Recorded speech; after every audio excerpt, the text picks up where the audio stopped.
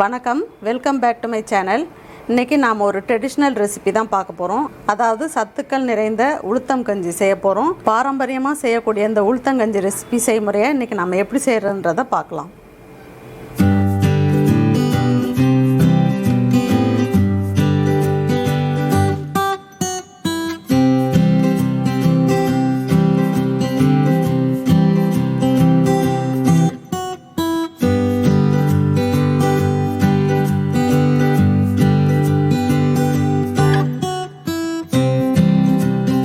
உளுத்தம் கஞ்சி செய்யறதுக்கு தேவையான இன்க்ரீடியன்ட்ஸ் எல்லாம் எடுத்து வச்சுருக்கோம். இப்போ எப்படி செய்யலான்றதை பார்க்கலாம். நல்லா அடுப்பை ஸ்டார்ட் பண்ணிவிட்டு இது மாதிரி ஒரு கனமான கடாய் எடுத்துக்கலாம். 200 கிராம் அளவில் வெள்ளை உளுத்தம்பருப்பு எடுத்திருக்கேன். அதை இதில் சேர்த்து நல்லா வறுத்துக்கலாம். லேசாக பொன் வறுவலாக வறுத்தா போதும். உளுந்து நல்லா வறுக்கும் போதே நல்லா வாசனையும் வருது. அதே சமயம் லேசாக கொஞ்சம் கோல்டன் ப்ரௌன் ஆகிருக்கு. இந்த ஸ்டேஜில் எடுத்துடலாம். இப்போ இதை ஒரு பவுலில் சேர்த்துடலாம். இப்போது ஒரு கிளாஸ் அளவில் தண்ணி எடுத்துருக்கேன். அதை இதில் ஊற்றி ஒரு அரை மணி நேரத்துலேருந்து ஒரு 3/4 மணி நேரம் வரைக்கும் நல்லா ஊற வைக்கலாம். இப்போது அதே கடாயில் 1 டீஸ்பூன் அளவுக்கு நெய் சேர்த்துக்கலாம். இதில் அரை மூடி தேங்காய் இது மாதிரி துருவி எடுத்துருக்கோம். அதை இந்த நெய்யில் சேர்த்து நல்லா வதக்கிக்கலாம். இதுவுமே கலர் சேஞ்ச் ஆகாத லேசாக அந்த நெய்யோடு சேர்த்து வதக்கினா போதும். இது நம்ம டேஸ்ட்டுக்காக சேர்க்குறோம். நெய்யோட தேங்காய் சேர்த்து வதக்கும்போது நல்ல ஒரு வாசனை கொடுக்கும். நல்ல இது மாதிரி கலர் மாறாத வதக்கி எடுத்துக்கணும். இப்போ இது ரெடி ஆகிடுச்சு. இதை எடுத்துடலாம். இப்போ இந்த உளுந்தை ஒரு 3/4 மணி நேரம் நல்லா ஊற வச்சு எடுத்து வச்சுருக்கேன். இப்போ இதை நல்லா ஃபைனாக அரைச்சி எடுத்துகிட்டு வந்துடலாம். இப்போ இது மாதிரி நம்ம அரைச்சி எடுத்துகிட்டு வந்திருக்கோம். கொஞ்சம் லேசாக இதில் நம்ம ரவை எப்படி இருக்குமோ அந்த டைப்புக்கு அரைச்சி எடுத்துகிட்டு வரணும். அப்போ தான் நமக்கு கஞ்சி குடிக்கும்போது ரொம்ப நல்லாயிருக்கும் டேஸ்ட்டாக. இப்போ அடுப்பை ஸ்டார்ட் பண்ணிவிட்டு இது மாதிரி ஒரு பவுல் எடுத்துக்கலாம். இதில் 1 கிளாஸ் அளவுக்கு தண்ணி சேர்த்துக்கலாம். தண்ணி நல்லா கொதிக்கணும். இந்த ஸ்டேஜில் நம்ம கொஞ்சம் கொஞ்சமாக இந்த மாவை சேர்த்து மிக்ஸ் பண்ணிக்கிட்டே வரலாம். அடுப்பை நல்லா சிம் பண்ணிக்கணும்.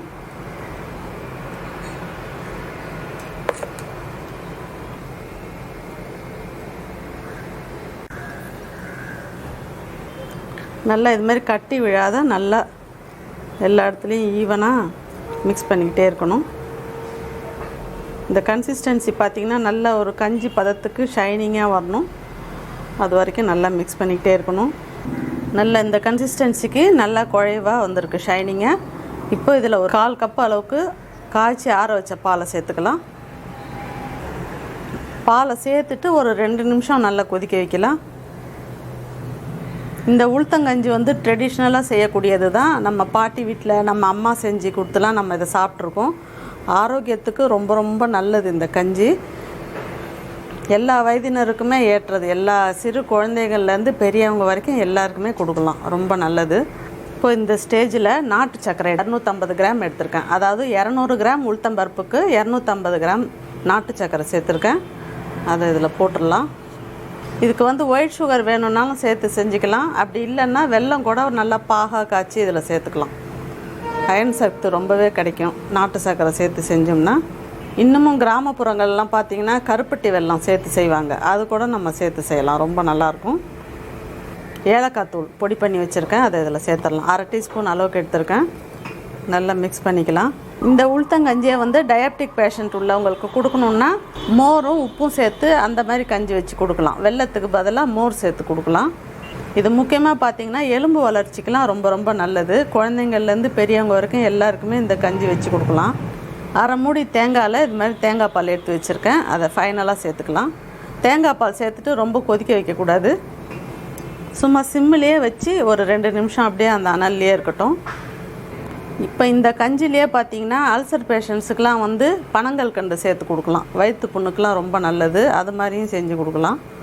மொத்தத்தில் பார்த்திங்கன்னா ரொம்பவே ஆரோக்கியமான அருமையான சுவையான உளுத்தம் கஞ்சி இன்றைக்கி நம்ம ரெடி பண்ணியிருக்கோம். இதே நம்ம கருப்பு உளுந்துலையும் செய்யலாம். அதுவுமே ரொம்ப ஆரோக்கியமானது, சத்துக்கள் நிறைஞ்சது. அதை நான் இன்னொரு பதிவில் நான் உங்களுக்கு செஞ்சு காட்டுறேன். இப்போ கஞ்சி ரெடி ஆகிடுச்சு. இப்போ ஃபைனலாக தேங்காய் துருவல் சேர்த்துக்கலாம். அதில்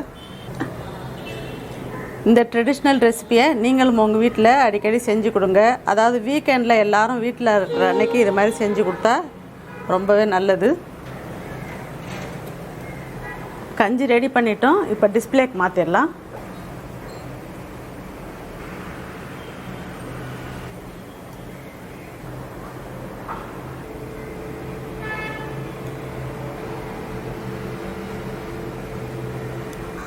அருமையான சுவையான சத்துக்கள் நிறைந்த உளுத்தம் கஞ்சி ரெடி பண்ணியிருக்கோம். இந்த ரெசிப்பியை இதே மெத்தடில் நீங்களும் உங்கள் வீட்டில் உள்ளவங்களுக்கு கட்டாயம் செஞ்சு கொடுங்க. ரொம்பவே நல்லது ஆரோக்கியத்திற்கு. இந்த ரெசிபி உங்களுக்கு பிடிச்சிருக்குன்னு நினைக்கிறேன். பிடிச்சிருந்ததுன்னா லைக் பண்ணுங்கள், ஷேர் பண்ணுங்கள். சேனலை ஃபஸ்ட் டைம் பார்க்குறவங்களா இருந்தால் சேனலை மறக்காமல் சப்ஸ்கிரைப் பண்ணுங்கள். தேங்க்யூ.